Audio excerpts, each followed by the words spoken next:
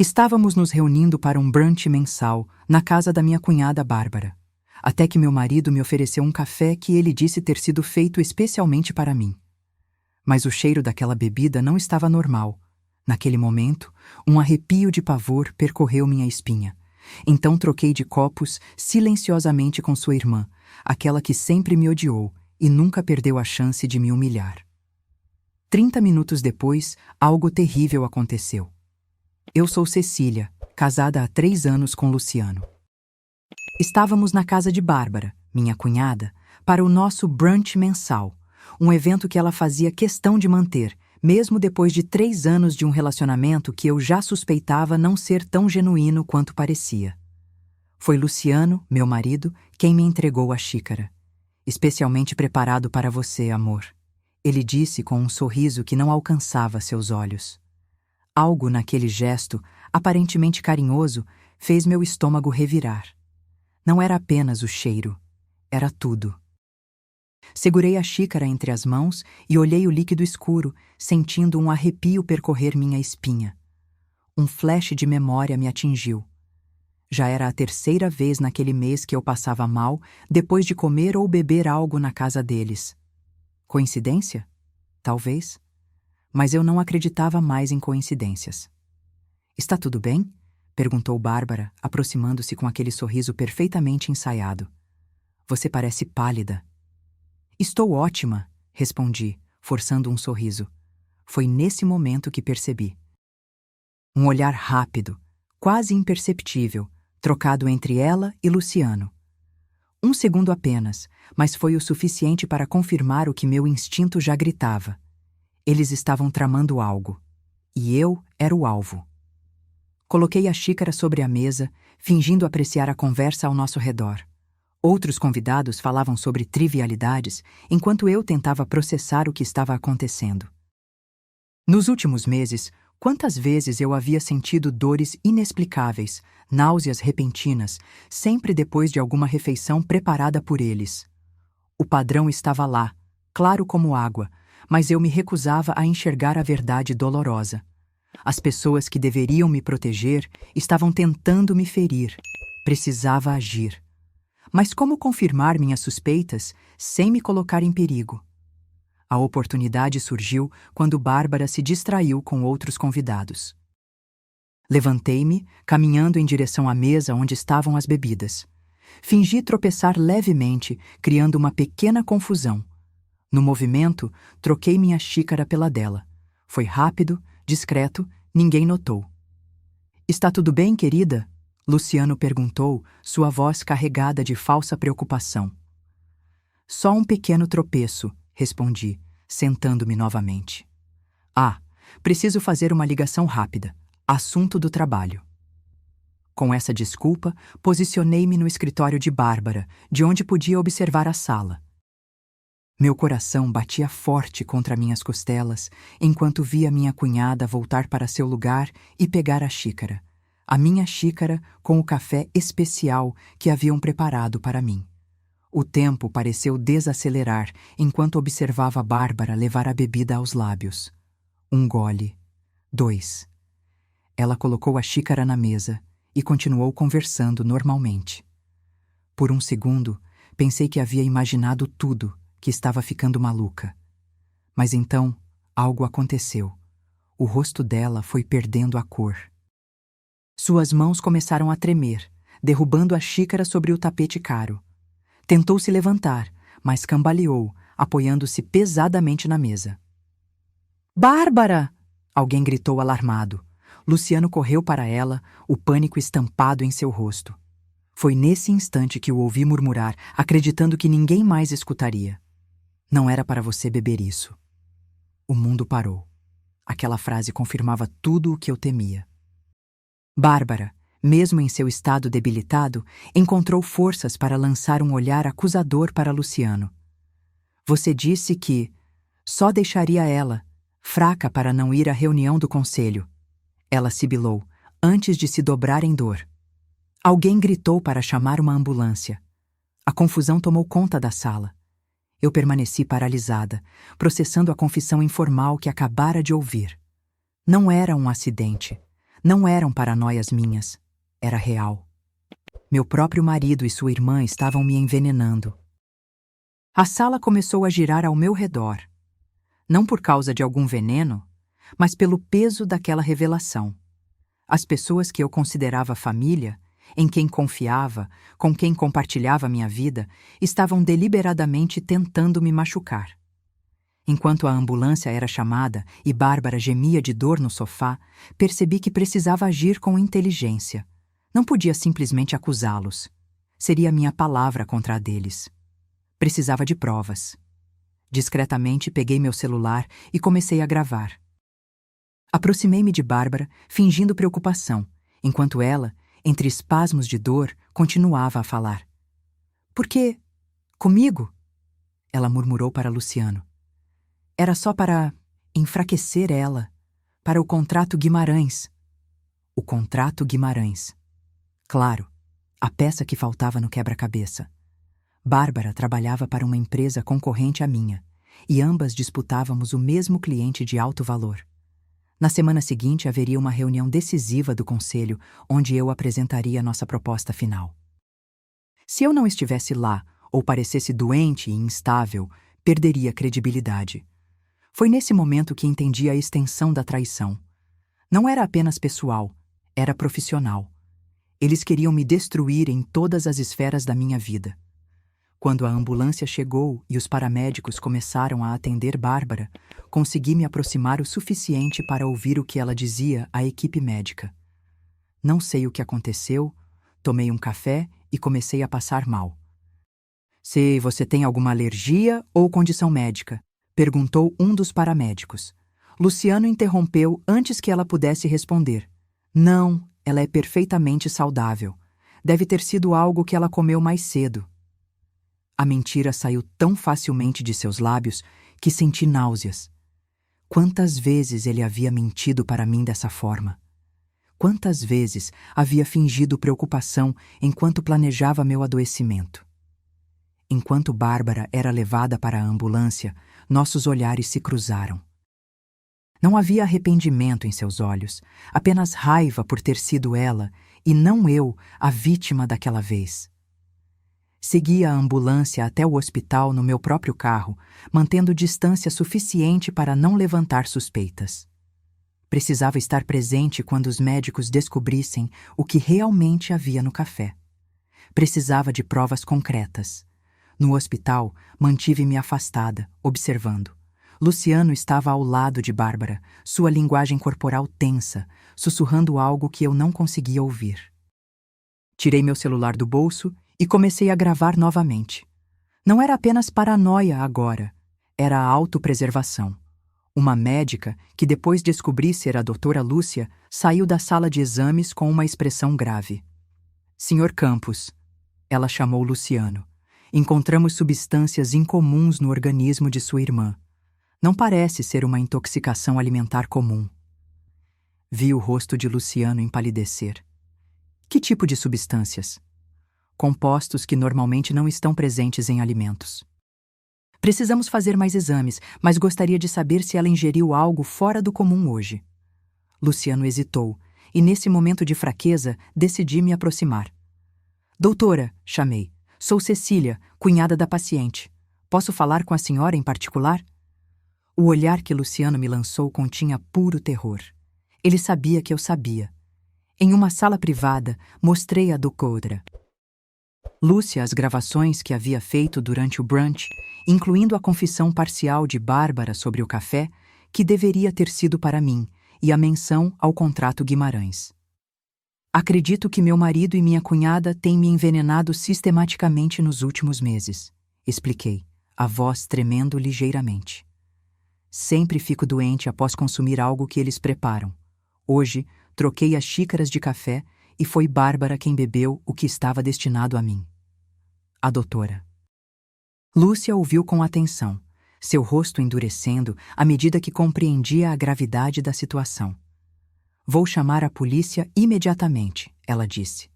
O que encontramos no sangue dela é preocupante. Se você tem sido exposta a essas substâncias repetidamente...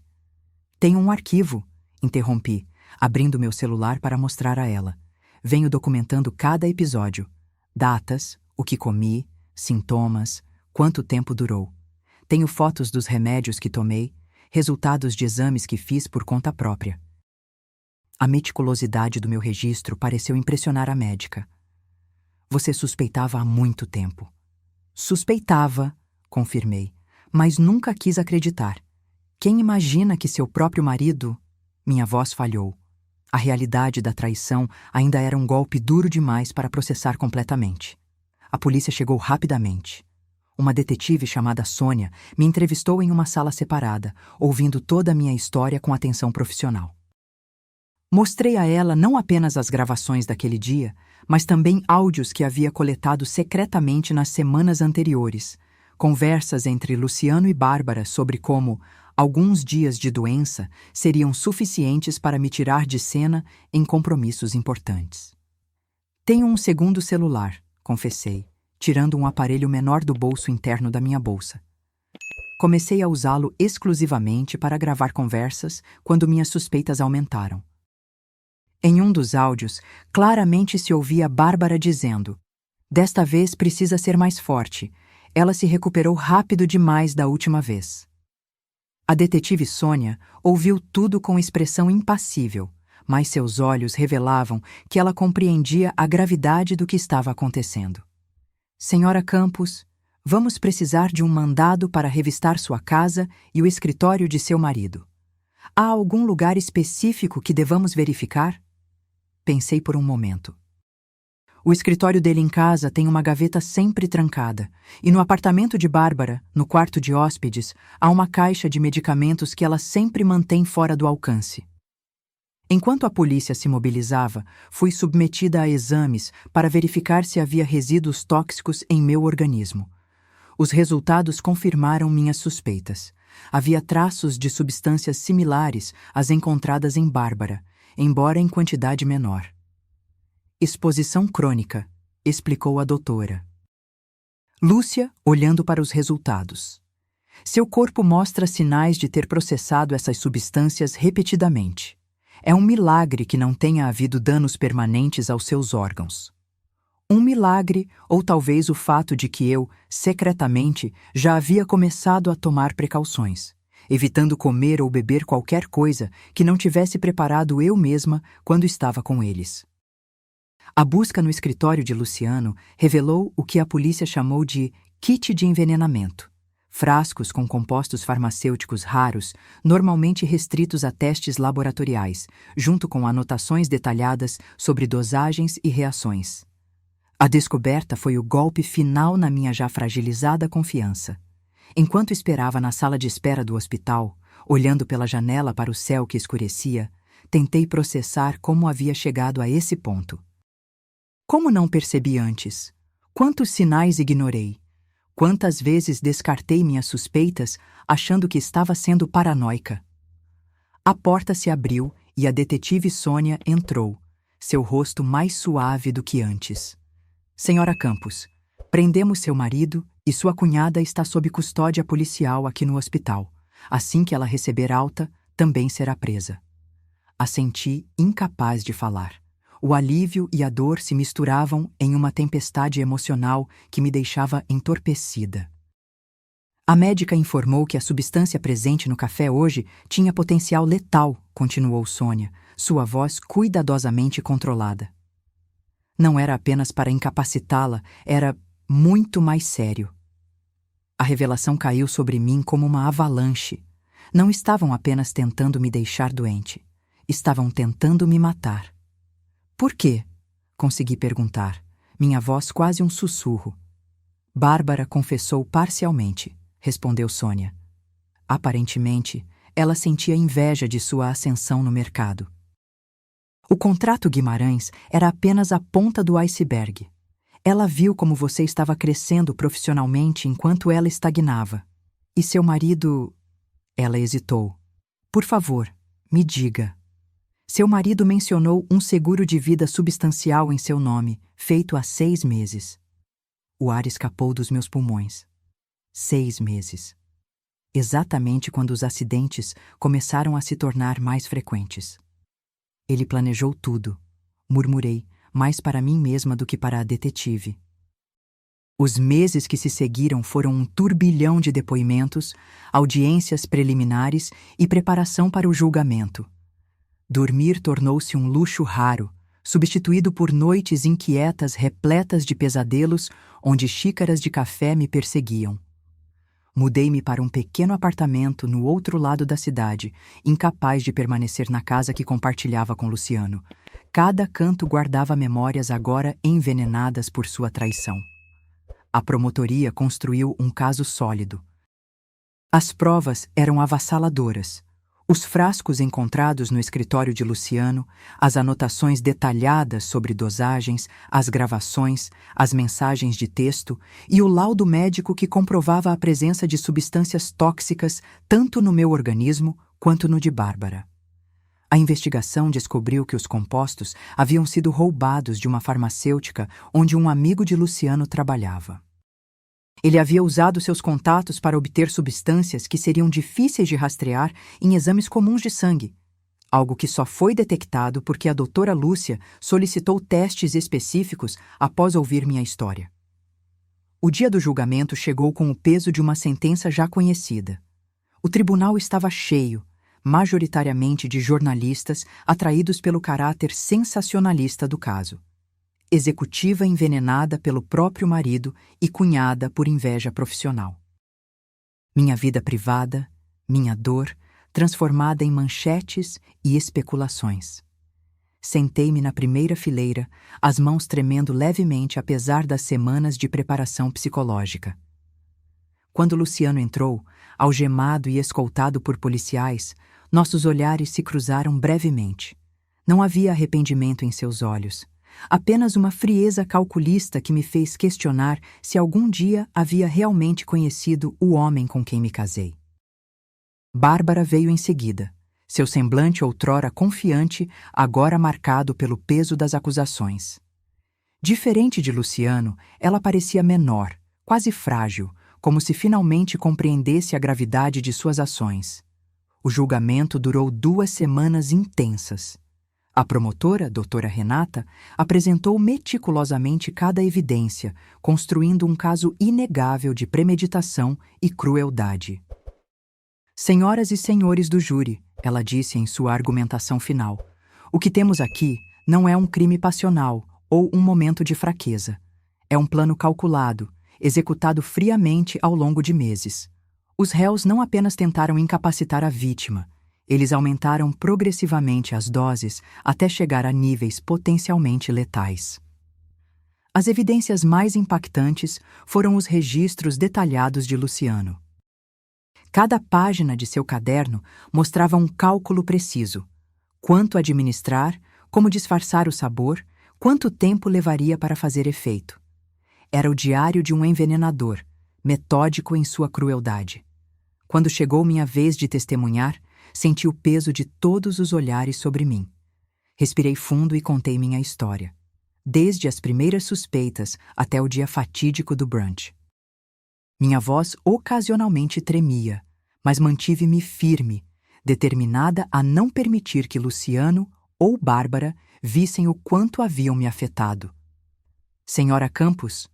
Perguntou a doutora Renata. Quando exatamente você começou a suspeitar que estava sendo envenenada? Pensei por um momento antes de responder. Foi progressivo. No início, achei que eram apenas problemas digestivos ou alguma alergia. Mas notei um padrão. Sempre adoecia após comer ou beber algo na casa deles ou preparado por eles. O ponto decisivo foi quando cancelei uma reunião importante devido a uma intoxicação alimentar. E no dia seguinte, Bárbara conseguiu fechar um contrato com o cliente que eu deveria ter encontrado. E por que decidiu trocar as xícaras naquele dia específico? O cheiro, respondi simplesmente.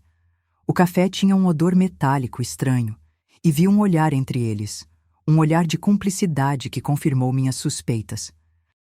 Durante o contra-interrogatório, o advogado de defesa tentou me retratar como paranoica, sugerindo que eu havia imaginado tudo por ciúmes do sucesso profissional de Bárbara.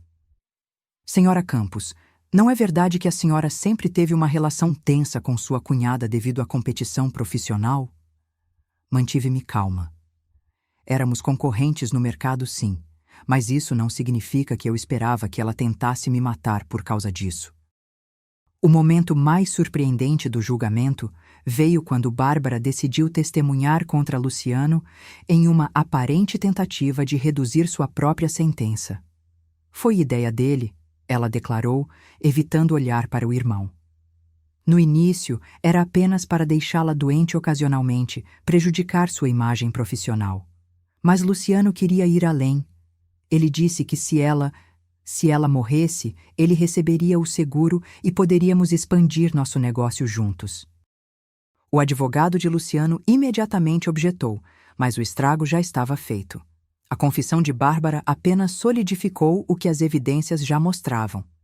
Um plano que evoluiu de sabotagem profissional para tentativa de homicídio.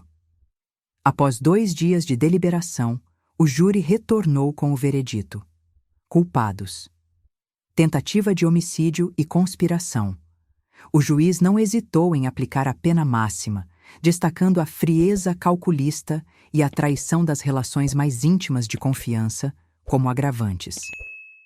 Quando o veredito foi anunciado, senti mais alívio do que satisfação. Não havia vitória real naquela situação, apenas o encerramento de um capítulo doloroso da minha vida. Ao sair do tribunal, uma jornalista me abordou, microfone em punho. Como se sente sabendo que seu marido planejou matá-la?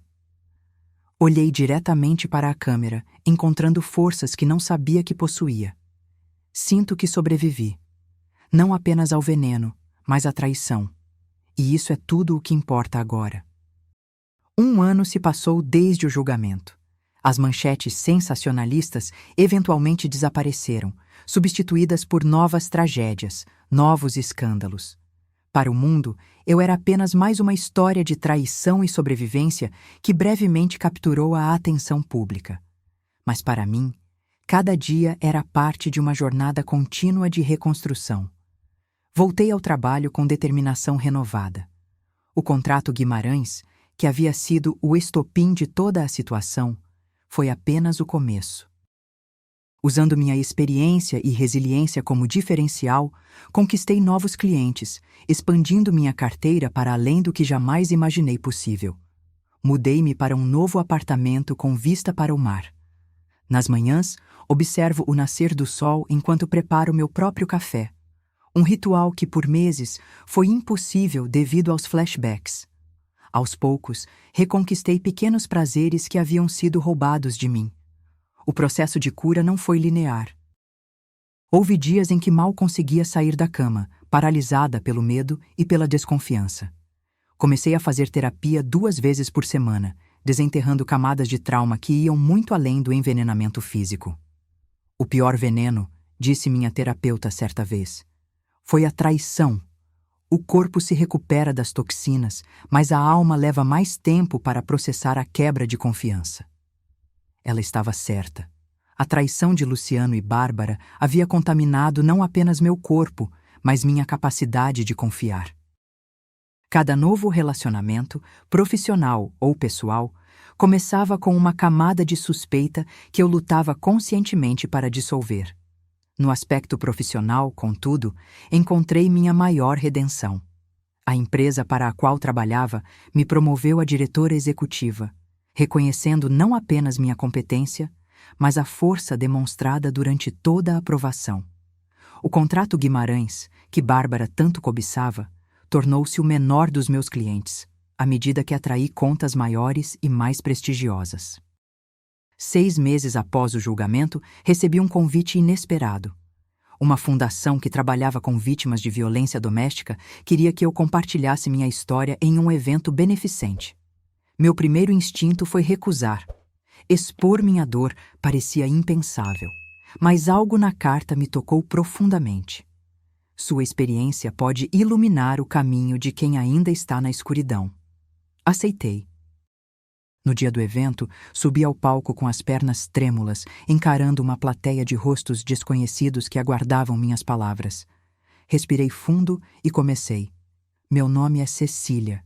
e sobrevivi a uma tentativa de envenenamento orquestrada pelo homem que jurou me proteger e pela mulher que chamei de família. Esta não é uma história sobre vitimização. É sobre reconhecer sinais, confiar nos próprios instintos e encontrar força onde parece não haver nenhuma. As palavras fluíram mais facilmente do que imaginei. Contei sobre os pequenos sinais que ignorei, sobre o momento decisivo em que decidi agir, sobre as noites insones durante a investigação e o julgamento. Falei sobre o medo que ainda ocasionalmente me visitava e sobre as pequenas vitórias diárias na reconstrução da minha vida. Quando terminei, o silêncio na sala era palpável. Então, uma mulher na primeira fila se levantou e começou a aplaudir, lágrimas escorrendo por seu rosto. Outras pessoas seguiram, até que toda a sala estava de pé. Não era apenas uma ovação, era um reconhecimento coletivo de que minha história, por mais singular que parecesse, tocava em medos e experiências universais. Depois daquele evento, comecei a receber e-mails e mensagens de pessoas que se identificavam com diferentes aspectos da minha experiência. Algumas também haviam sobrevivido a relacionamentos tóxicos. Outras admiravam a forma como documentei as evidências. Algumas simplesmente queriam expressar solidariedade. Percebi então que minha história poderia servir a um propósito maior. Comecei a dar palestras ocasionais sobre resiliência, integridade empresarial e a importância de confiar nos próprios instintos. Não me apresentava como vítima, mas como sobrevivente. Alguém que enfrentou o pior tipo de traição e emergiu mais forte. Em um evento para líderes empresariais, uma jovem executiva me perguntou: "Você acompanha a vida deles na prisão? Sabe como estão?" "Não", respondi honestamente. Escolhi não acompanhar. Não por medo ou rancor, mas porque minha energia está focada em construir, não em olhar para trás. Era verdade. Havia decidido conscientemente não buscar informações sobre Luciano ou Bárbara. Eles ocuparam espaço demais na minha vida. Não permitiria que continuassem a fazê-lo, mesmo que de longe. Em vez disso, canalizei minha experiência para algo construtivo. Criei uma fundação que oferecia suporte legal e psicológico a vítimas de sabotagem e violência no ambiente corporativo. Um nicho pouco atendido, mas que afetava mais pessoas do que se imaginava. Hoje, sentada em meu escritório com vista para o oceano, reflito sobre a jornada dos últimos anos. A cicatriz emocional permanece, assim como algumas sequelas físicas do envenenamento prolongado. Ainda tenho dias ruins, momentos em que a desconfiança retorna como uma onda inesperada. Ainda verifico instintivamente bebidas servidas por outras pessoas. Mas essas são apenas partes de quem me tornei, não a totalidade. A traição não me definiu, a superação sim. Na minha mesa, há uma pequena placa com uma frase que se tornou meu mantra pessoal. O veneno que não me matou me fortaleceu. É um lembrete diário de que sobrevivi não apenas à toxicidade literal, mas à mais dolorosa das traições, e encontrei um propósito maior através dessa experiência. Quando novos clientes ou colegas ocasionalmente reconhecem meu nome e perguntam: "Você não é aquela mulher do caso de envenenamento?" Respondo com um sorriso sereno: "Não. Sou a mulher que sobreviveu, prosperou e transformou sua história em um legado de força. O envenenamento foi apenas um capítulo, não o livro inteiro." E então, invariavelmente, ofereço-lhes uma xícara de café, preparada por mim mesma, claro. E você? O que faria se estivesse no meu lugar? Você teria a coragem de trocar a xícara? Ou de confiar no seu instinto e registrar cada detalhe? Deixe a sua opinião aqui nos comentários. Se você gostou desta história de superação e vingança, não se esqueça de deixar o seu like e se inscrever no canal. Compartilhe com quem você acha que precisa ouvir esta mensagem. E ative o sininho para não perder as próximas histórias de reviravoltas e justiça.